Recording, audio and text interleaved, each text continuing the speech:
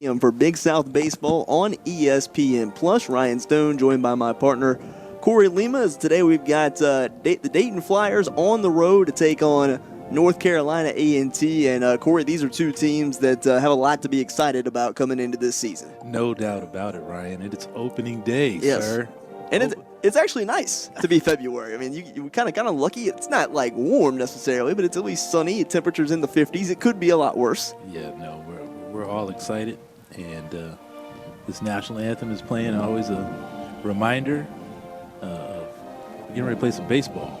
It's for the first time this season here at War Memorial Stadium, which the Aggies recently took ownership of in their inaugural season in the Big South. They were picked by the coaches and the media to finish second to last place, but it's a young team, so there's a lot of uncertainty kind of about this A&T squad.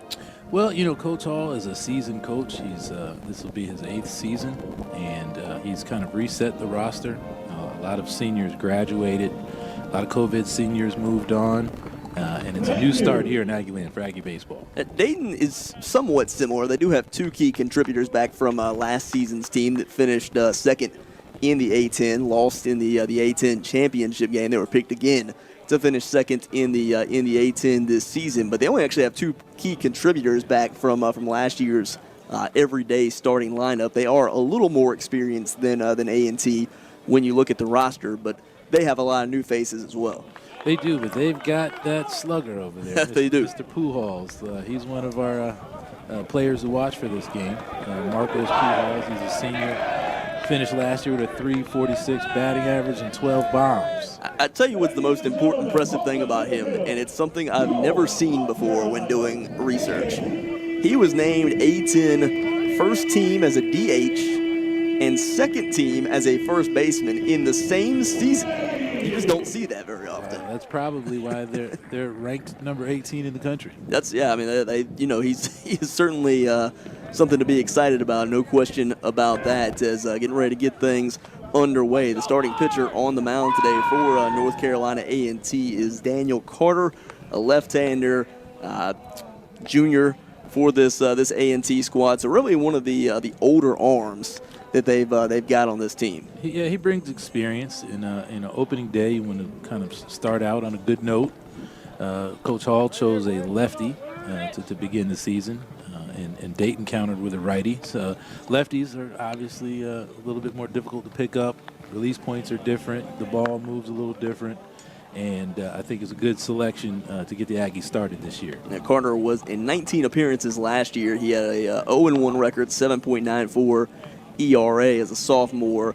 In 22 and a third innings, he gave up 20 earned runs and had 12 strikeouts. So we'll see how he fares starting off his junior season today. The first three batters he'll see: Jose Martinez, a junior; Ben Jones, a junior; and then Marcos Pujols, who we already mentioned, the senior. So he's facing off with some experienced players for this Dayton squad right off the bat. I've kind of highlighted some keys to the game. I'd like to share those with the audience right now. I think when you start the season, you just want to concentrate on making routine plays. This is for both teams. You want to establish confidence early.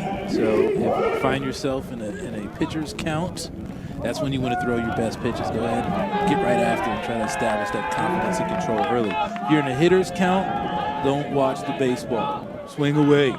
2-0. Like to see those bats flying. And then, I like to say it's just time to test out the Ferrari. It's the beginning of the year. See what we got going on in all facets of the game. As Jose Martinez, the junior, steps in. Actually didn't play much really for Dayton last year, so no registered statistics as he takes ball one.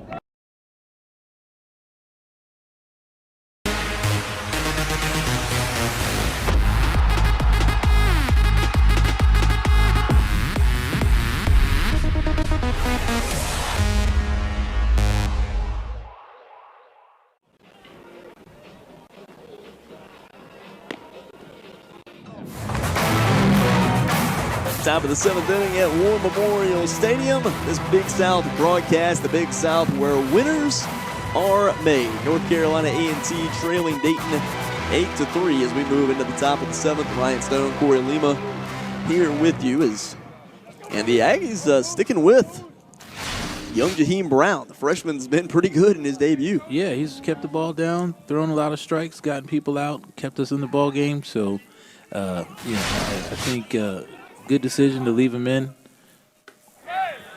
You want to have somebody ready. It looks like they've got some maybe Peyton Weinbarger down in the bullpen. Because if Jaheim is able to get the Flyers out again and you give your offense another opportunity, you want to keep yourself in the game here. 1-1 count to Ben Jones. Jones steps back in. Flyers probably want to continue to tack on. Brown misses outside, and I believe that makes the count 2-1. Jones back in to await the 2-1 offering as he leads off in this top of the 7th. Misses down in the dirt. Yeah, you can tell watching a pitcher. Jaheim obviously is starting to fatigue. It looks like he's earned a reliever's position. So relievers usually are going to go 2 to 3. Yeah. One hit on a rope back out towards right field, playing in shallow, and it gets over the head of the right fielder, bounces off the wall, and Jones will lead off with a double as he put that one over the head of Camden Jackson. And Jackson was playing pretty shallow on that one. Yeah, that was a ball that was deceiving. Again, when you start getting to dusk, it's tough to pick up the ball in the sky. Looks like the right fielder might have lost it for a second, and then it got a late break. It just got over his head. And now we're gonna get the mound visit. As you mentioned, he's kind of, he's gone 2 1/3 in his freshman debut in relief. There's not a whole lot more you can ask of Jaheim Brown in this one. Absolutely, good first outing as a freshman. I'm pretty sure the coaching staff has got plans for him. Also Marcos Pujols getting ready to come to the plate, so maybe wanting to mix it up a little bit for him. That's true. He had a 2-run single his last time up. Again, he named a watch list for this season. He's an All-American candidate, essentially.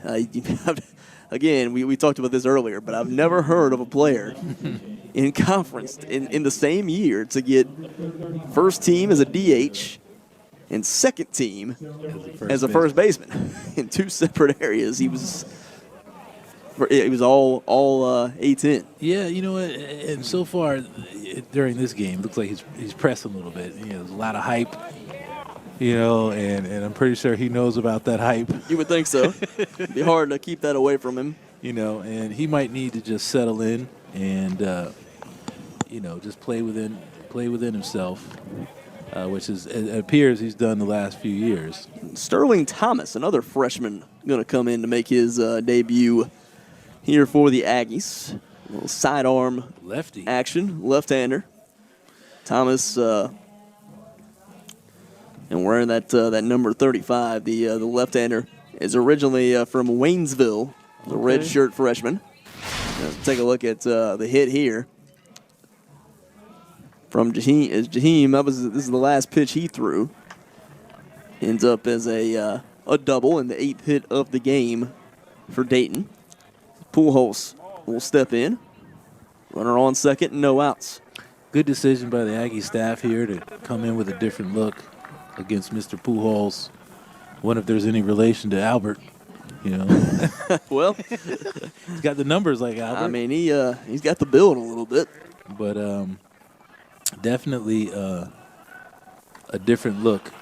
And I believe Albert Pujols is from the Dominican Republic, right, off the top of my head, which is Santo Domingo, Dominican Republic, is the hometown of Marcos Pujols. There could be some relation there. Could be. Misses outside. And the count now 2-0. But yeah, definitely a different look here with a lefty with a lower release point. Looks like he's kind of a mid-side armor, not really necessarily a submariner, but not even really a three-quarter guy. It's kind of in between there. Got him to swing and miss there as the count goes 2-1. Again, even though it's lefty on lefty, I stay away from Mr. Pujols in that right field short fence. Throw down to third is in time. Nice throw. Kenyon Brown has been good behind home plate in this one and throws out another runner. And just like that, nobody on base and 1 out. So that changes things a little bit here. You know what? As they face Pujols. I'll tell you what, the Flyers coaching staff, they're really aggressive. I like it. I love when coaches call plays and you know, missing an opportunity to tack on there, but, you know, I like the call. Good play by Brown behind the dish. Catches the inside corner, excuse me. First strike. You know, he's throwing some guys out at third base. It's tough to steal third. You have to have some wheels. Yeah, you got to move. you got to be moving. You know, but they're ahead. They're ahead, and you want to stay aggressive like that. Force the issue. Misses outside. Pujols does draw the walk. No real harm done, though, with putting him on base when nobody else is on. And 1 out, and that'll bring Henry Stremecki to the plate. He is 1 for 3 on the day. And checking the notes from Dayton, no mention of him being related to Albert Pujols. So you would think that would be definitely noted if that were the case. If he was related in any kind of way. He carries the name well, though. Yeah. You know, I was kind of doing, you know, before the game, I saw that he attempted 7 stolen bases last year, and he was 6 for 7. So he can steal some bags, too. Got some wheels, okay. I don't think he's stealing here, though, after Kenyon Brown has proven. Probably not. But you never know. The Flyers coaching staff has shown, hey, they're going to be aggressive. 1-0 count, gets a swing and a miss for strike 1. 1-1 count to Stremecki. You know, with the first baseman holding the runner, a lefty, which people tend to go the other way with their opposite pitcher, or the opposite thrower, rather. It tends to go to that side of the field. This one popped up towards right field, able to move under and make the routine grab there as Camden Jackson, and it's 2 away in the top of the 7th. We took a hack there, and he popped it out the right field, but what I was going to say is that was a great opportunity for a hit and run right there. You know, would have been an idea, that's for sure. With that big hole between first and second, you know, when you're the batter at the plate and the coach calls a hit and run, you tend to focus on making that contact, and you don't. I think it might have flared one over there in that hole. Fastball to the outside corner, strike 1 to Alex Neff. Neff is 1 for 2 in this one. He's singled and walked. He got 2 outs now, so it's just hack away. That one missed. That was a good pitch. I'm not sure where it missed, but it missed. Count evens up at 1-1. Really, really, really good pitch. Low, in the zone. I go back to that. Sometimes with umpires, when you keep hitting the spot consistently, they'll call it for you. Fastball again. That one right down the heart of the plate. Count goes to 1-2. Thomas has come in and thrown strikes. 2 outs, same thing. Go right back to it. 1-2 from Thomas. A&T. Thomas started to take a couple steps towards the dugout, and the umpire had other ideas. As the count evens up 2-2. Thank you, is what he's probably saying there. Another opportunity. Neff back in to await the 2-2. Runner on first, 2 outs. Runner on the move. Misses outside, throw down to second, not in time. Pujols able to get the steal, and again, A&T's the second time in a row they've tried to fool the umpire. And he's like, you guys don't think I can steal bags? He showed his wheels there. So we're going to see the replay here of Pujols on the move. It's a good throw. It's just a little. It is close. It's closer than I thought. That was a good job by Henning putting the tag on. Yeah, I think the umpire might have thought. I thought he missed the tag initially. Right. But it doesn't matter. Swing and miss for strike 3, and that ends the top of the 7th inning. We've reached the 7th inning stretch. Aggies down to their final 9 outs, trailing 8-3 here on ESPN+. Big things are happening this year.